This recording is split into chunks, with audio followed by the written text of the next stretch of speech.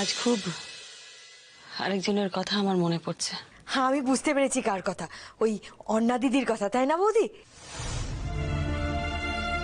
হ্যাঁ, অন্নাকে খবরটা অন্তত জানাস, ও খুব খুশি হবে। হ্যাঁ, ঠিকই বলেছ। ওর এই ব্যান্ডের প্রতি যে কন্ট্রিবিউশন, সেটা আমি কোনোদিনই ভুলতে পারবো না। ও প্রথম দিন থেকে আমাদের জন্য অনেক কিছু করেছে। ইকোনমিক্যালি আমাদেরকে অনেকটা হেল্প করেছে পিসমশাই। আমি ফোন করেছিলাম ওকে, আর তাছাড়া বিয়ের পর থেকে ওর সাথে কথা হয়নি। আমি জানিও না ওই দেশে আছে না বিদেশে আছে। তবে আমার মনে হয় আমার সাথে কথা বলতে চায় না, সেই জন্য ফোনটা রিসিভ করেনি। তবে ঠিক আছে, তুমি ঠিকই বলেছ, আমি ওকে একটা মেসেজ করে দেবো।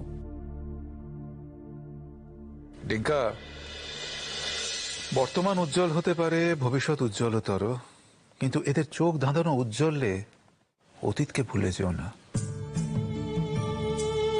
অতীত যে সবসময় সুখের হবে তার কোনো মানে নেই, কিন্তু অতীতের পথ ধরেই তো আমরা বর্তমানে এসে পৌঁছই।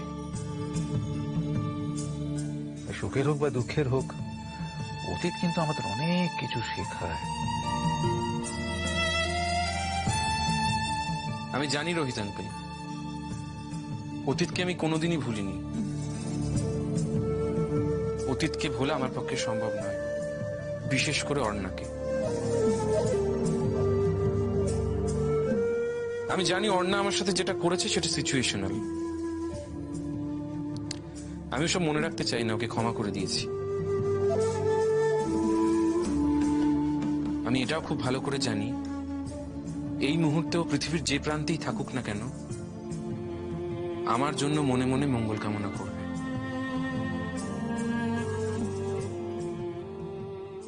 আরে মিঠুদীপ, সিঙ্গারাগুলো দাও, ঠান্ডা হয়ে গেল তো। হানবো। আমার কি মনে হচ্ছে বলো তো ডিঙ্কা বাবু, এবার না তোমাদের বাড়িতে সবকিছু একে একে ঠিক হয়ে যাবে। আমি তো অনেক দিনের সাক্ষী না, আমার মনে হয়েছিল জীবনটা বুঝি থেমে গেছে, কিন্তু না, জীবন জীবনের মতোই চলছে।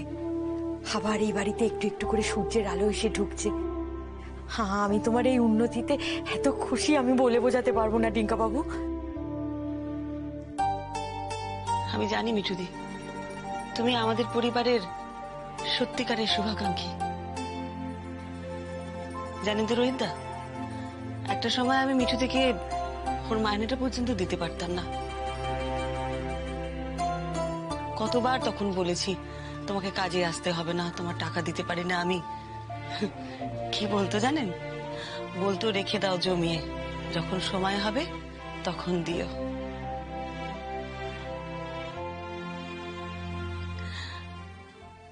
একটা সময় আমি সেলাই করে সংসার চালিয়েছি।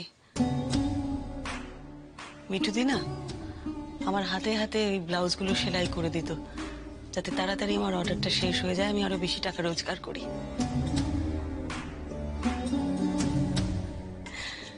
কিচ্ছু ভুলিনি আমি, কোনোদিন ভুলতে পারবো না।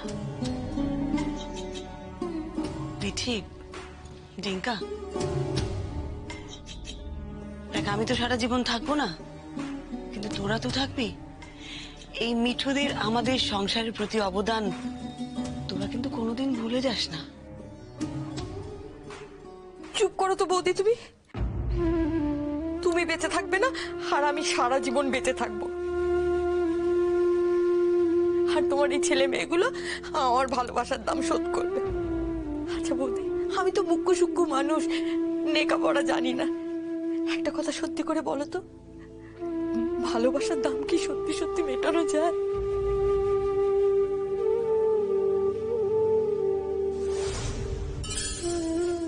মা, এটা কিন্তু ঠিক না। এটা আনন্দের খুশির খবর বললাম তোমাদের, আর দেখো তোমরা কিরকম দুঃখের কথা বলছো। আর মিঠুদি কিরকম কাঁদতে কাঁদতে চলে গেল। দেখ, তোকে নিয়ে আমার অনেক আশা, অনেক ভরসা ডিঙ্কা। মাঝখানে তো তুই গান বাজনা প্রায় ছেড়েই দিয়েছিলি, কিন্তু এই যে আবার দরজাটা খুলে গেল না, আনন্দে আমার বুকটা করে ভরে গেছে। সত্যি ডিঙ্কা, কি আনন্দ যে পেয়েছি, কি যে খুশি হয়েছি তোমায় বলে বোঝাতে পারবো না। আচ্ছা, যোগাযোগটা কিভাবে হলো? সেটা রোহিত আঙ্কেল ভালো বলতে পারবে পিসমশাই। তাই? মানে মানে তোমার মুম্বাইয়ে যোগাযোগ আমি কি করে বলবো? তাই না?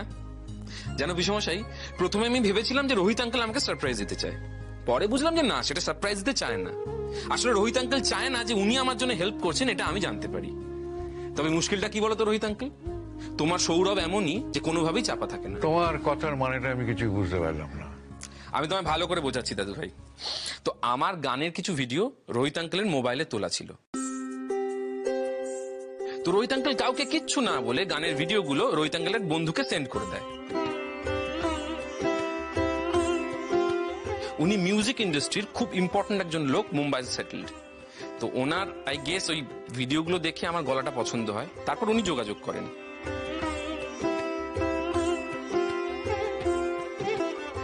ওনার কাছ থেকে আমি রোহিত আঙ্কেলের প্রসঙ্গটা জানতে পারি। তো ইনিশিয়ালি আমি ভেবেছিলাম যে রোহিত আঙ্কেল হয়তো আমাকে প্রসঙ্গে কিছু বলবে। তো রোহিত আঙ্কেল তো প্রসঙ্গটা তুললই না, এই বিষয়টা নিয়ে উচ্চবাচ্যই করলো না, বরং চেপে গেল। সেই জন্যই আর কি। আচ্ছা রোহিতবাবু, আপনি কখন এইসব করলেন? আমি আমি এমন কিছু করিনি উপর। অ্যাকচুয়ালি কি হয়েছে, আমি তো দেখছিলাম ছেলেটা এত ভালো গান গায়, কিন্তু এখানে ঠিক না, ও সেই সুযোগটা পাচ্ছিল না। তারপর বিয়ে করলো, অশান্তির মধ্যে পড়লো। বিয়ের আগেও একটা জানেনই তো প্রবলেমের মধ্যে পড়ে গেছিল। আমি দেখলাম যে এখানে থাকলে ওর অশান্তি বাড়বে, বই কমবে না। যাবে যখন বড় জায়গাতেই যাক, একদম বড় জায়গা। আমার এক মুম্বাইতে বন্ধু আছে, কলকাতারই ছেলে, আগে গান গাইতো ওখানে, এখন মিউজিক ডিরেকশন দেয়। তো ওকে ওর গানটা পাঠালাম। গানটা শোনার খুব ভালো লাগলো, বললো কে রে সিঙ্গারটা। তখন ও সম্বন্ধে আমি বললাম। আমি কিন্তু ওর জন্য কিচ্ছু করে দিইনি, আমি শুধু ওর কণ্ঠস্বরটা সেই আমার বন্ধু মিউজিক ডিরেক্টরের কান পর্যন্ত পৌঁছে দিয়েছি। বাকিটা কিন্তু ওর ট্যালেন্টেই পেয়েছে। দেখুন, কাঠবেড়ালির কাজটা কিন্তু অনেকেই করতে পারে, কিন্তু সেতুটা তৈরি হবার পর সেই সেতুতে হাঁটার জন্য, সেই সেতুতে চলার জন্য সাহস লাগে, মনোবল লাগে এবং সর্বোপরি ট্যালেন্ট লাগে, যে তিনটে ওর আছে।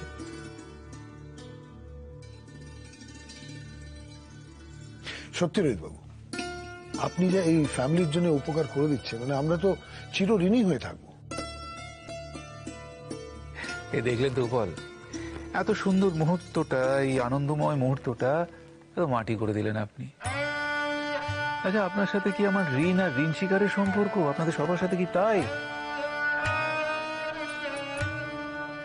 আরে at the end of the day আমরা মানুষ, কৃতজ্ঞতা বোধটুকু থাকবে না? এটা কোনদিন হয়? কাম অন উপল, আমি এই কৃতজ্ঞতা বোধের জন্য কিন্তু কিচ্ছু করিনি। আচ্ছা, আজ যদি ডিঙ্কা আমার ছেলে হতো, আমি কি তার জন্য কিছু করতাম না?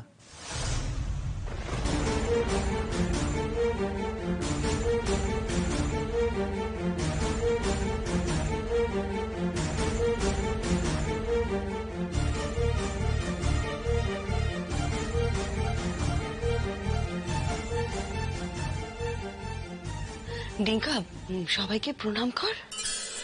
হ্যাঁ,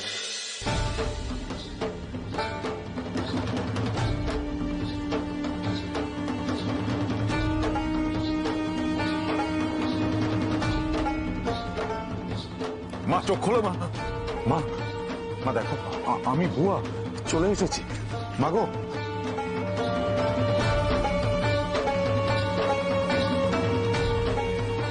হজ তো চলছে। মা মা গো, মা দেখো, আমি এসে গেছি। সেন্সলেস হয়ে গেছে। কি করে হলো এসব? কি করে হলো? কি করি এখন? ডক্টর ঘোষকে ফোন করতে হবে। ডক্টর ঘোষকে ফোন করতে হবে।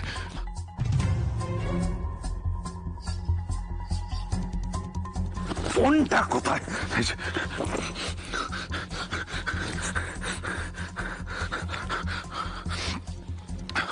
ডক্টর ঘোষ, ডক্টর ঘোষ, আমি খুব বিপদে পড়েছি। আমি আমি এইমাত্র বাড়ি ফিরেছি, ফিরে ফিরে দেখলাম আমার মা সেন্সলেস হয়ে পড়ে আছে। না, সারা দিচ্ছে না। আমি অনেকবার ডেকেছি, কি হয়েছে আমি বুঝতে পারছি না। আপনি প্লিজ একটু তাড়াতাড়ি এখানে আসবেন প্লিজ।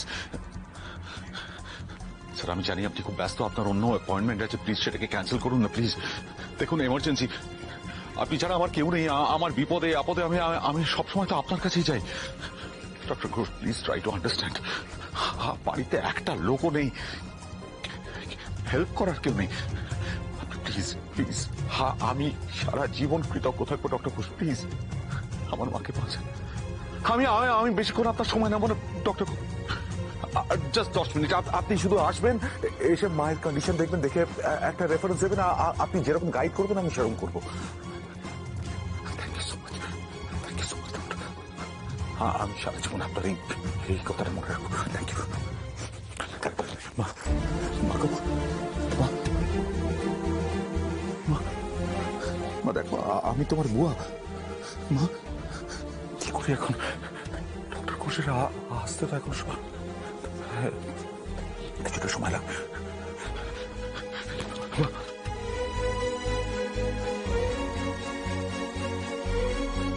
মা গো, মা, মা গো, মা ওঠো, মা ওঠো, ওঠো, ওঠো, ওঠো, দেখো, দেখো আমি চলে এসছি। মা, কি করে আমি, কি করি?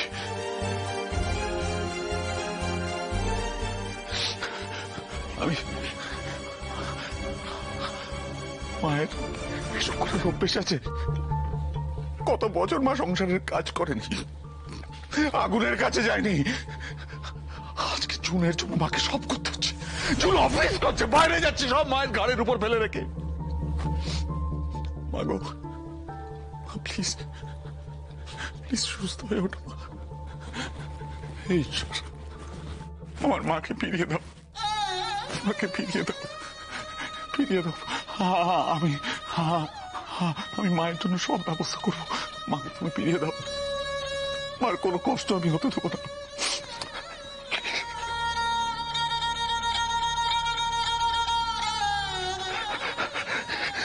কি করি আমি, কাকে ফোন করি? একটা লোকও তো বাড়িতে নেই।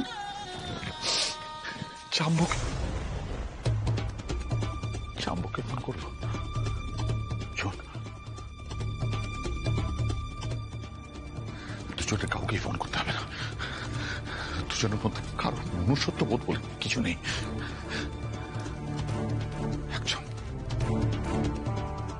একজন আছে, তাকে ফোন করবো। একমাত্র সেই আছে যাকে ফোন করা যায়, একমাত্র সে। এইদিকে আসো কেন? এই না না না, আমাকে না, আমাকে না, আগে দাদু ভাইকে। না না, ঠিক আছে। তুমি চিন্তা করো না রোহিত আঙ্কেল, আমি দাদু ভাই থেকে পারমিশন। আরে শিওর শিওর। আজকে প্রথম প্রণামটা তোমাকেই করবো। কোনো প্রণাম একদম না। Well done. পিসমশাই, Hey, tak, no formalities. All the best. All the best. Thank you. দাদু ভাই, হ্যাঁ না, ঠিক আছে ঠিক আছে। ভালো করে আশীর্বাদ করো। আরে আমি এমনি আশীর্বাদ করার এসে দরকার গেছে নেই। সিঙ্গারা মিষ্টি, এসে গেছে, সবাই মিলে খেয়ে নাও চটপট। হ্যাঁ, সবাই মিলে মানে তুমিও খাবে কিন্তু? নিশ্চয়ই খাবো। আমার ডিঙ্কা বাবুর এত বড় একটা খুশির খবর, আমি খাবো না? ও বৌদি শোনো, তোমার বৌমার জন্য আলাদা তুলে রেখেছি। হ্যাঁ, খুব ভালো করেছো।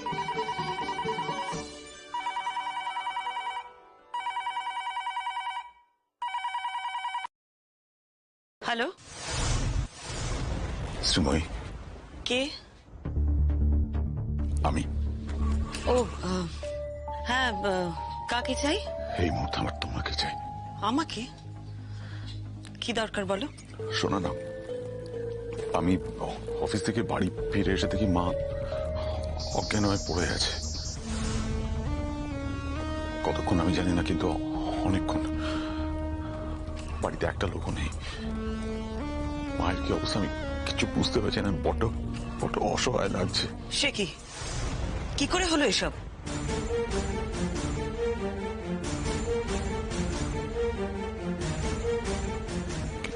আমি জানি না। অফিস থেকে ফিরে দেখি কেউ দরজা খুলছে না। অনেকক্ষণ ধাক্কাধাক্কি করার পর আমি ফাইনালি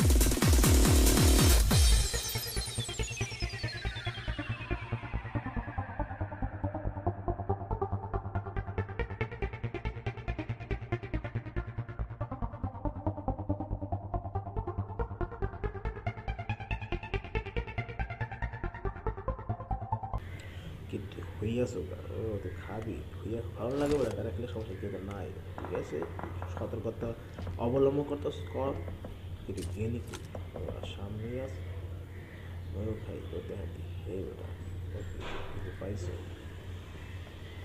না পাইলে তো সমস্যা এটা কোনো ব্যাপার না সামনে যে আসতেছি ওটা একদম সোজা যাবো বুঝছস হ্যাঁ যদি থাক 4টা গেম করছি কি শান্তি করা আর করিস না কজন আছে 64 জন বেশি জন নাই নো টেনশন শুধু গারমও খালি আর কোনো কাম নেই গারাম এমন গারাম হলো আপনাদের কিলো 3 চলি করি একটা কিল করে বই আছে ওরা আর তো কি করতে গেছে এই সামনে কয়টা কিল করতে পারি কপালে কয়টা কিল থাকে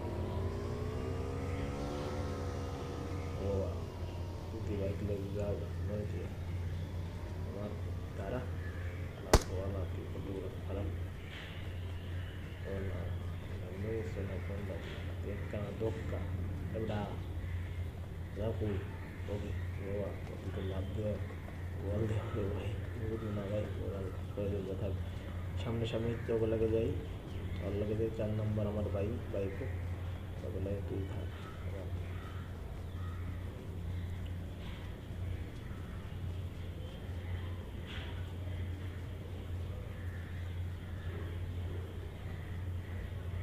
একটু রেস্ট এই এত গোলাগুলি করিস না তো ওটা ঠিক আছে ভাইজান আর গোলাগুলি করবো না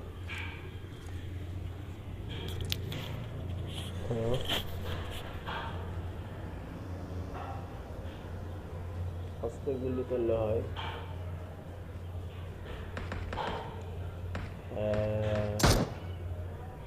ওই জায়গায় গুলি করলে হয়তো হবে না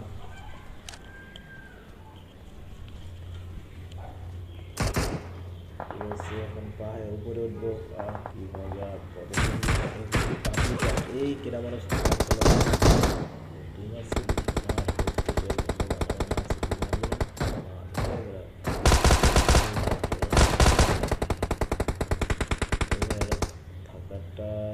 নিরাপদ নয় আমাদের অস্ত্র শুনে এসে হালাতদের একটা মাঝখানে সামনে ওর কাছে যাওয়ার কাছে পাই কিনা আমার শত্রুদের প্রায় 4টা কিল করছে 25 জন আছে এই শহরে দেখ আমাদের তো অস্ত্র না শেষ বিল্ডিং কি 2 করে পাই একটু ভালো এরা ভালো জিনিসই পাইছো ঠিক আছে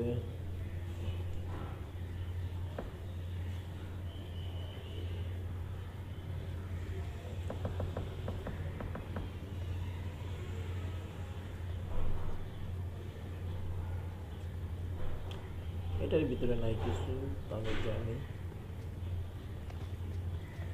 ওকে তুই পাইবে না ওরা বাঙালি লোক তোরা নামলে কি নাম তোরাই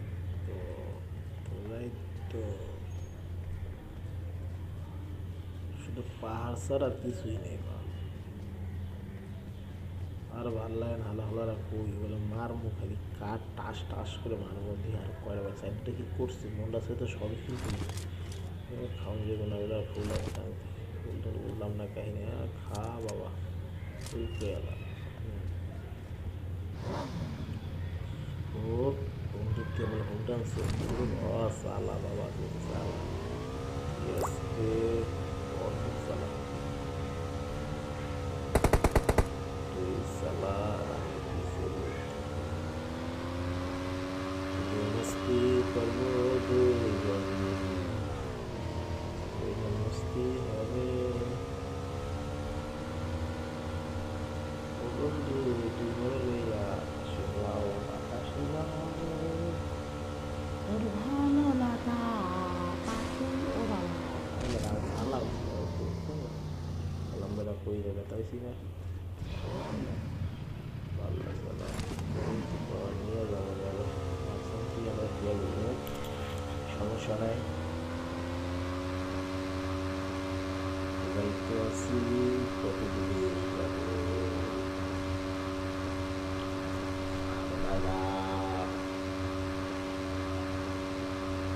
তারপরে মেরা যাইতেছি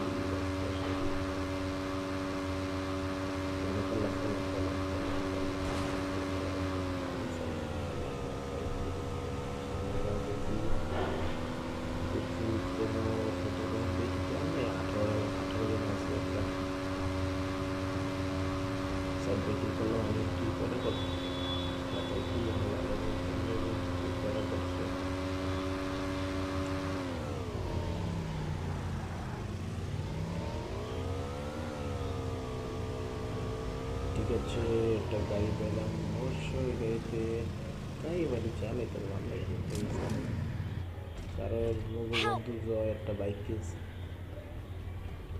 তো যাই হোক Enemies ahead!